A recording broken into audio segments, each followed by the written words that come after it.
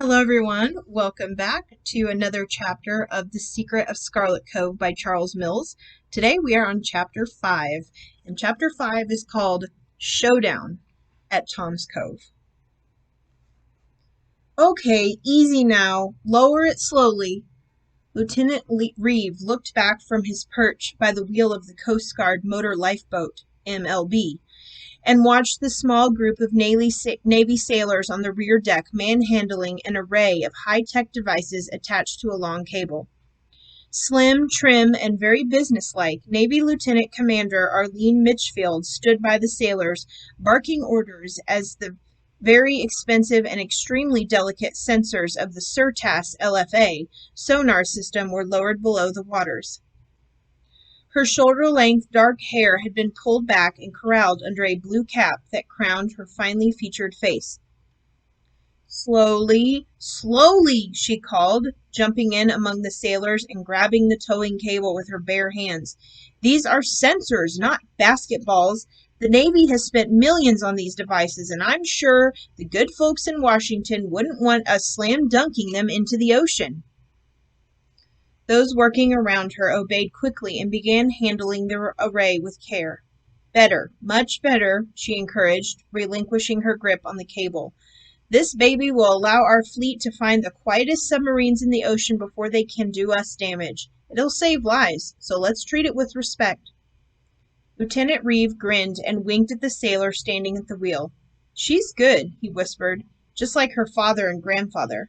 Navy through and through. She's a stickler for procedure, so you'd better keep the MLB at exactly 10 knots on exactly this heading.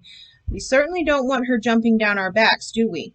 "No, sir," his companion responded with a grin. "I think I'd rather face an angry blue whale."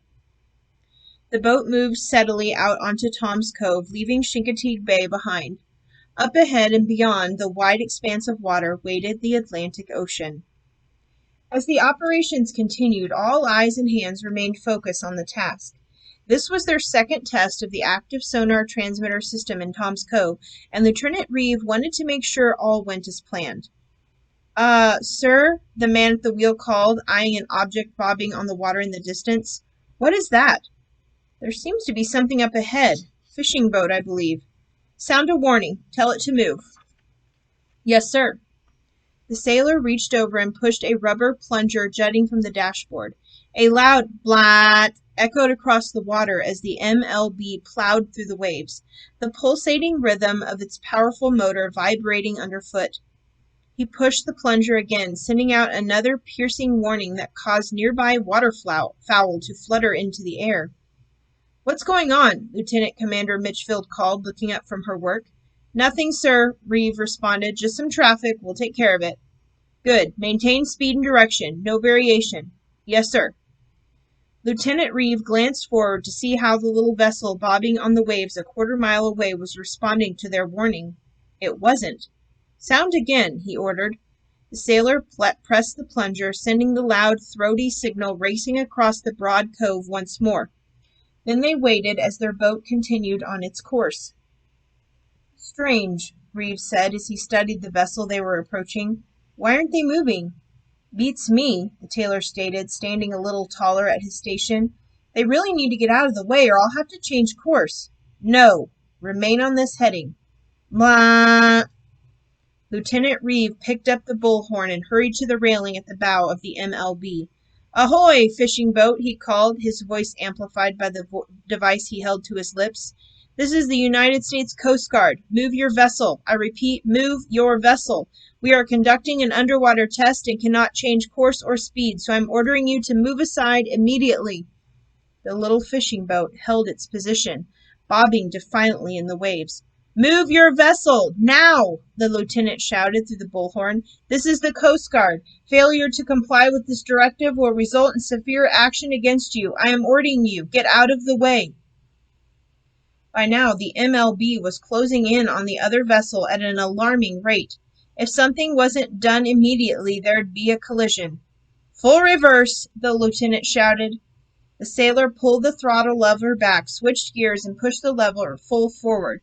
In response, the MLB's propellers came to a quick stop and then began rotating in the opposite direction, stirring up a storm of boiling foam all around the hull of the boat. Lieutenant Commander Mitchfield and her men found themselves being thrown forward as they fought to control the straining cable. The MLB shuddered and moaned and came to a quick and violent stop. "What's going on?" Mitchfield screamed, attempting to regain her balance. "Lieutenant Reeve, what are you doing?" In a rage, she picked herself up from the deck and raced past the cockpit to the front of the boat, where the red-faced lieutenant stood at the railing. "Do you have any idea what you just did?" the woman shouted, her hands shaking with anger. "You may have damaged some of the sensors, especially if your little trick caused them to slam into the cove bottom." "I apologize, sir," her embarrassed companion stammered. But what? What in heaven's name would cause you to pull such a stupid, irresponsible stunt?" Reeve pointed down toward the water. "Them, sir." Lieutenant Commander Mitchfield turned and moved to the bow railing. Looking down, she found herself staring at a little fishing boat and two young people, a boy and a girl, standing amidship, arms crossed. The woman's mouth dropped open.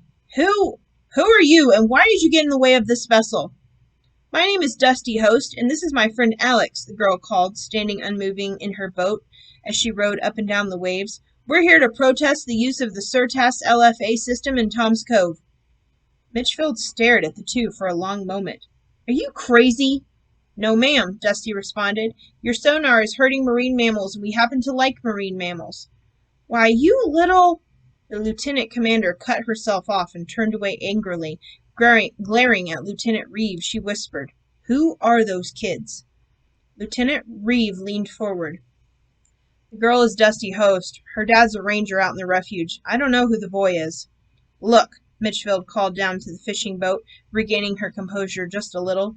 "This low-frequency active system has been tested by independent marine biologists, and they found little, if any, disturbance to native blue, fin, gray, or humpback whales.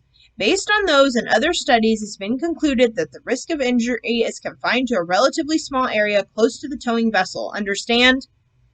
Dusty remained at her post, arms crossed, legs spread apart so that she could keep her balance in the bobbing boat. "And the whales and dolphins in the Bahamas mentioned in today's newspaper, were they a part of your independent test?" The woman blinked as she suddenly realized she was dealing not only with young animal rights activists, but with one who had very dangerous weapon, knowledge. "That incident is still under investigation," she countered. "Young lady, the United States Navy has spent more than $16 million conducting scientific research and developing an environmental impact statement. We believe there is little, if any, harmful effect to marine mammals from our LFS sonar system. Now, if you'll excuse me, I've got to get back to work. Move your boat so testing can resume." "No." "What?" "No, ma'am." Lieutenant Commander Mitchfield and Dusty Host stood staring at each other across the distance separating their two vessels. One was wearing the uniform of the U.S. Navy. The other stood defiant in cutoffs, a baggy t-shirt, and a faded baseball cap. "You're in a lot of trouble, young lady," the lieutenant commander said coldly. "Yes, ma'am," Dusty responded. "I know." Turning to Alex, she called out, "And you, boy, what do you have to say for yourself?" Alex squirmed and cleared his throat. Then, pointing at Dusty, he announced, "I'm with her." Mitchfield nodded. "Okay, we'll play it your way."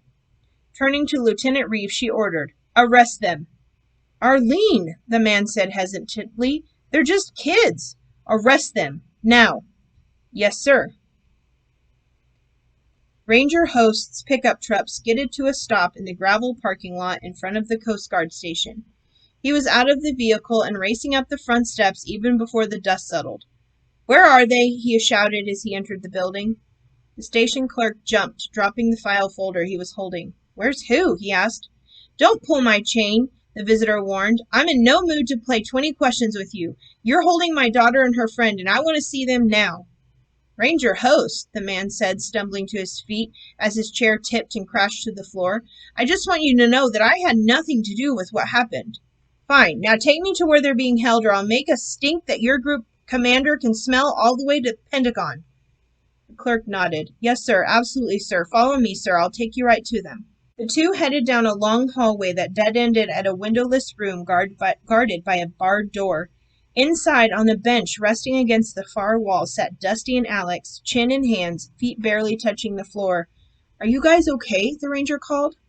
Dusty looked up and smiled shyly. "We kinda got arrested, Daddy." The ranger closed his eyes and let out a groan. "I'm not surprised, and I'll deal with you two later." Turning to his companion, he barked, "Where's Reeve?" "I'm right here," the lieutenant called from a nearby office. "I've been expecting you." "What on earth do you think you're doing, Jake?" Ranger Host thundered as he entered the neat, orderly room. "You've got my daughter locked up like a common criminal. Have you lost your senses? She's 11 years old." "Your daughter defied a direct order from the Coast Guard. She also doesn't make her bed in the morning and won't put on a clean shirt. And just in case you haven't noticed, she's not wearing a Coast Guard uniform." Lieutenant Reeve lifted his hands. I know. You have every reason to be upset. But Dusty and her friend interfered with an important and very expensive military operation out on Tom's Cove." The speaker chuckled. "Interfered nothing," he continued. "They stopped it dead in the water. We had to do something." "So you threw them in jail?" Reeve frowned. "I chose to think of it as a temporary confinement for their own comfort and safety. The Navy officer in charge of the operation wasn't exactly pleased with them, you know." "The Navy officer in charge of the operation can kiss a dolphin as far as I'm concerned." "Actually, I've done that," a female voice called from the doorway. Lieutenant Commander Mitchfield walked into the room and smiled at the irate ranger. "Tasted salty." Host tried to speak, but words wouldn't form. "Yes, I'm a woman, and yes, I'm the Navy officer who gave the order to have your daughter and her friend detained," she said. "We can't have children getting in the way of a multi-million-dollar testing program. Those with higher pay rates than mine don't like it when two kids in a fishing boat stop the Coast Guard MLB. They tend to get very upset. You wouldn't want that now, would you, Ranger Host?" "No, I suppose not," the ranger said, trying to recover from the surprise of finding that the villain who tossed his only child into jail was a woman, and a pretty one at that. "But certainly you could have taken a less drastic measure. I mean, you look like a reasonable woman, someone who has a heart as well as a uniform." The three heard a distant sigh, and a young girl's voice called out, "Dad, you're such a wimp." "You keep out of this, Dusty Marie Host." Turning back to the officer, the ranger extended his hand. "I'm sure we can find an amicable solution to this problem, Miss—" "Lieutenant Commander Mitchfield," the woman stated. Then she smiled ever so slightly and placed her delicate hand in the ranger's outstretched palm. "But seeing as you're a civilian, you can call me Arlene." "Oh, brother." "Dusty," the ranger called sharply at his daughter, "keep out of this." "I've been arrested by the United States Navy and I'm sitting in a jail cell and you're telling me to keep out of this?" Mitchfield grinned and cleared her throat. "And what should I call you, Ranger Host?" "Oh, I'm Mike. You can call me Mike." "Okay, Mike," the woman said quietly. "You're right. We in the military aren't heartless. We're very aware of how the technologies we use in defense of our country affect the environment. As a third-generation naval officer, I'm especially concerned about the marine wildlife in which we rub shoulders with on a daily basis. I care a great deal about whales and dolphins and fish. You must believe me when I say that we're continually trying to protect them just as much as we're trying to protect the people of our country." Ranger Host thought for a minute and then nodded slowly. "I believe you, Arlene." A voice echoed from the end of the hallway. "Dad, are you buying this?" Mitchfield grinned. "She reminds me of me," she said. "Your daughter has a great deal of passion for what she believes in. She has a right to express her feelings, although I'm not completely sold on her method. Staring down at an approaching Coast Guard vessel might be just a little over the top for my taste, although I've got to say it certainly took guts." Ranger Host nodded. "Yeah, well, that's Dusty." The man's expression turned serious. "Just how much trouble is she in with the military?" Mitchfield smiled. "She's free to go, but do us a favor and try to keep her away from the cove for the rest of the day. We'll run our test one more time, and that should do it. The data we've been collecting has been encouraging, and I feel we can wrap things up by late afternoon." "Great," the ranger said. "And may I be so bold to invite you out for supper as a way of thanking you for not hanging my daughter from the yard arm?" Lieutenant Commander Mitchfield nodded. "That would be very nice, Mike. We should be back here at the station by 6. I'm scheduled to leave first thing in the morning to return to Washington. I haven't had much opportunity to see the islands or the refuge for that matter. Dusty and I will be happy to show you around. Not, a young voice called from the end of the hallway. 6 o'clock, the woman smiled. Then with a wave, she was gone. Lieutenant Reeves sat grinning at his friend and shaking his head from side to side. Looks like both you and Dusty took on the Navy today, and both won. Ranger host chuckled. Just get the key to the cell, okay? The officer jumped to his feet. Yes, sir, he responded with a smart salute. Alex got back to the motel room right at supper time and was surprised to find his mother waiting for him. Hey, Mom, he called, tossing his backpack on the bed. What are you doing here? Mrs. Timmons looked up from her reading. Thought I'd try to finish this book I started when we arrived. How was your day?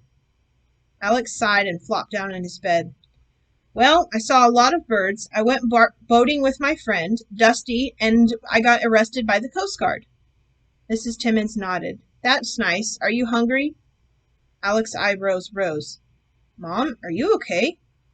Mrs. Timmons closed her book and sighed. Well, I'm a little sad. Brent, Mr. Chilson, and I kind of had a falling out. On your first date? Yeah, well, it's all for the good. He seemed to be a nice enough man, a real gentleman.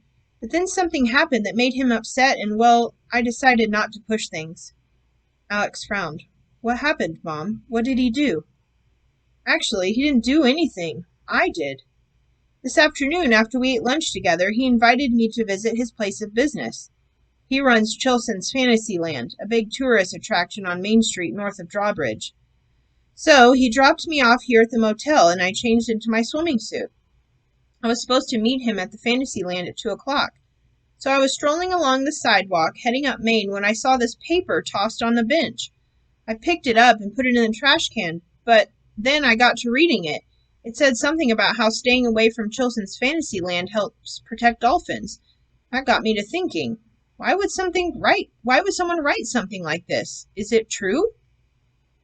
Then I made a mistake of showing it to Brent, Mr. Chilson.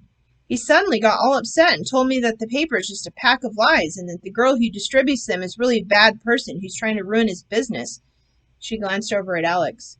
I think I know kids pretty well, and girls don't write stuff unless they truly believe in it. That's when I made my second mistake. I told Mr. Chilson that maybe the girl had a point and that we shouldn't keep dolphins pinned in. Well, that's when he got really upset and told me that I was as insane as the girl. Then he showed me to the door. He just left me standing there at the entrance of Fantasyland, wearing my bathing suit under my green jacket and jogging pants. I felt like such an idiot. Mrs. Timmons paused. Such an idiot, she repeated. Alex went over and sat down beside his mother. You're not an idiot, Mom, he said softly. That Mr. Chilson is. He wasn't very nice to you. He saw a tear slip from his mom's eyes and run down her cheek as she brushed a stray strand of hair from his face. Oh, Alex, sometimes I miss your father so much. Alex nodded. It's okay, Mom. I'm here, and I love you. Mrs. Timmons encircled her son in her arms and held him close. My sweet, sweet Alex, she breathed. How precious you are to me. The two sat together for a long moment as the distant cry of seagulls echoed through the open window of their room. On the one hand, Alex was glad that his mother was no longer under the spell of the infamous Brent Chilson. On the other hand, his heart was breaking because of what the man had done to her. He knew enough about boy-girl relationships to understand that you don't abandon a woman simply because she doesn't agree with you. You talk things out, you discuss your differences, your points of view, and if you can't see to eye, well, you just agree to disagree. But Chilson had done something that could only be described as selfish. He'd ignored the feelings of another person and left her standing all by herself at the front door of his place. That just wasn't right. Just wasn't fair.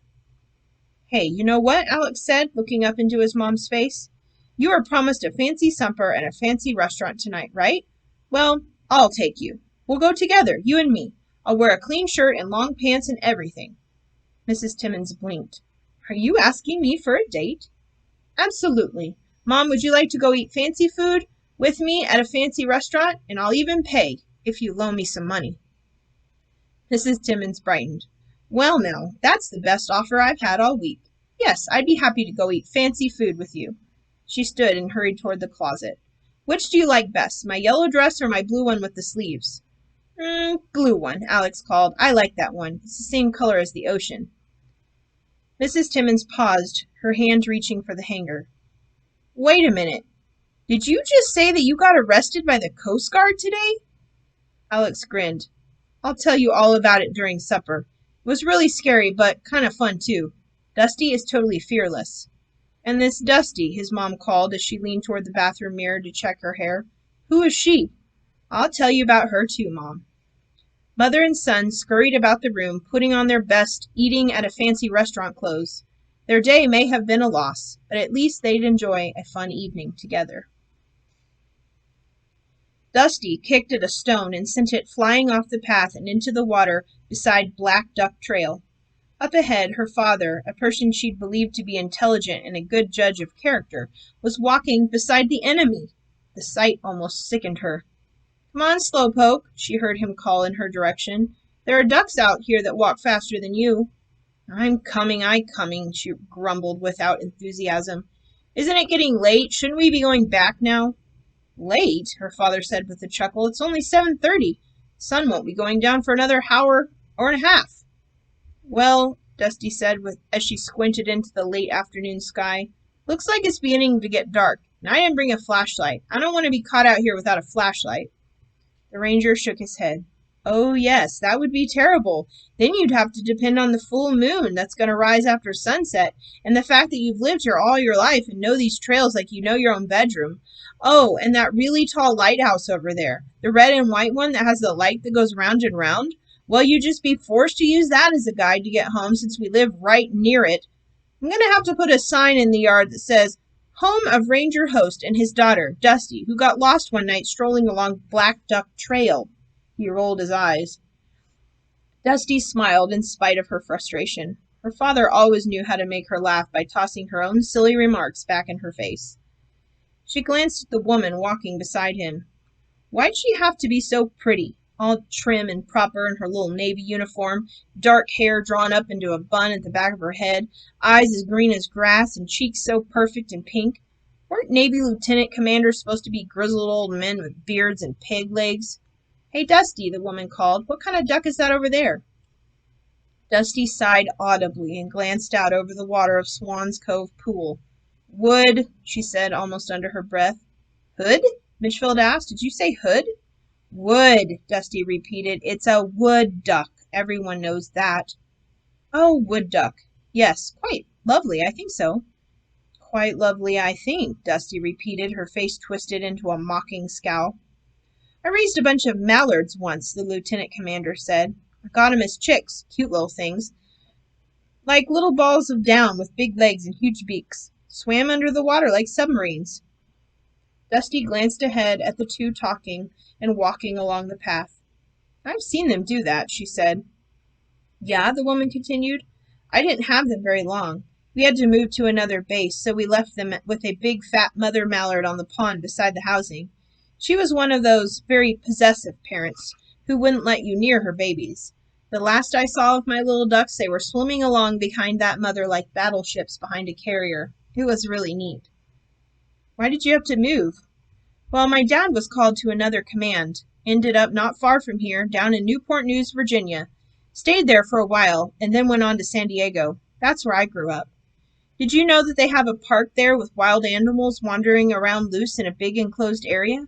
You'd swear you died and went to Africa. Dusty edged closer to the couple. They just wander around? Yep. Elephants, buffalo, gazelles, antelope, rhinos, giraffes, all just walking around, looking totally pleased with themselves. Of course, they keep predators like lions and such in another area. My mom and dad would take me there every chance they got. I loved watching animals in their natural habitat, or at least in a place that's supposed to look like it. The girl nodded. That's why I like Assateague Island, she said. It's natural. No cages. Lieutenant Commander Mitchfield looked around and smiled. I agree. It's very beautiful here. You're lucky to live in such a wonderful place. Dusty was silent for a moment. So, you like animals? Very much. Then why do you hurt them? The woman stopped and turned to face her young companion. Dusty, I don't hurt animals, not on purpose. Dusty's face settled into a frown. Then she said, I found something the day you began your test in Tom's Cove. It was the dolphin, and it was dead. It drowned because something messed up his sonar. You killed that dolphin with your machine. You killed it. Mitchfield sighed. Dusty, sometimes when you're trying out a new piece of technology, we learn things that we didn't know before. The Navy didn't set out to hurt marine mammals when they developed the Surtas LFA sonar system. They just wanted to find a way to sniff out the most modern silent-running enemy submarines. As soon as they discovered the potential harm that their system could bring to marine wildlife, they immediately began searching for ways to keep it from happening. We've learned a lot, but we have much more to learn. You've got to be patient with us. Our scientists and technicians are human, just like you. We really do care about dolphins and whales. The lieutenant commander shook her head sadly. The animal you found had to have been right under our boat when we tested the echolocation signal. If we'd known it was there, we would have waited until it moved farther away where our signal wouldn't cause it any harm. I'm sorry that it happened. Really, I am. Dusty watched a flight of Canadian geese as they slipped out of the evening sky and settled with a long splash onto the cove. So what are you going to do about it? Well, we're going to continue to monitor and measure the effects of our system until we reach a point where we can do our job effectively while protecting the animals in the ocean. It's not a perfect world, Dusty, but we're trying to make it safer for you, your dad, for the people on this island, and in the long run for the dolphins that swim in Tom's Cove. War is the most destructive force on Earth. If we can prevent just one war with our technology, I think the sacrifices that have been made will be worth it, don't you? Dusty stood motionless for a long moment, letting the cool breezes blowing across the refuge brush against her face. She studied a distant flock of wading birds and watched a small collection of ponies move hesitantly across a stretch of shallow water. My mother said that the dolphins were sent from God to be our friends, she stated. Mom said that whenever we cry, somewhere in the world, a dolphin is crying with us. I like to believe that your mother was right, the woman said softly. And I also believe that's why when a dolphin is hurt or dies, we feel so sad inside, like we've lost a friend. Maybe that's what God intended. We and the animals are supposed to be like family, living together, loving each other, protecting each other. Mitchfield reached out and touched Dusty's cheek. Don't ever stop loving animals, Dusty, she said. Don't ever stop caring about what happens to them. They need us to protect them, to keep them safe. You've got to believe that's exactly what I'm trying to do. We're both fighting the same evil, just in different ways. Dusty drew in a deep breath and let it out slowly. Turning to her dad, she said, I think I'll head on home now. You guys keep walking. It's such a beautiful evening. Ranger host nodded. Okay, sweetheart, I'll be home soon. Turning to Lieutenant Commander Mitchfield, she added, If you go to the beach now, you can see the dolphin. They'll be playing in the water just beyond the breakers. You can wave and they'll see you. Okay, the woman responded. With that, Dusty walked down the path and headed for the distant lighthouse. As the sun settled into the western horizon beyond Chincoteague Island, Brent Chilson sat in his office staring out at the lights twinkling across the bay, an open can of beer by his hand.